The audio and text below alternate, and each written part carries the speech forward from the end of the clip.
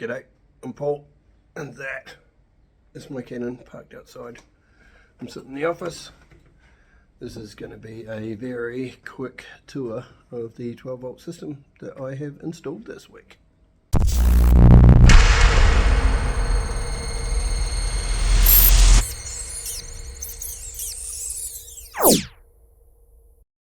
Ignore that join up there, I'm going to redo it so it's nice and tidy. Anyway, this got installed.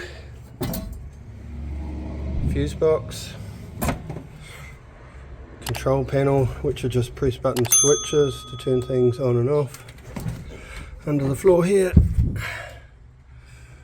lithium battery, which has currently got 13.2 volts. DC to DC charger on the top here, goes back to the battery, and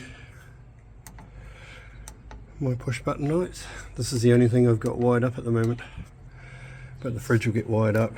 I'll get some more lights installed. Very cool, man.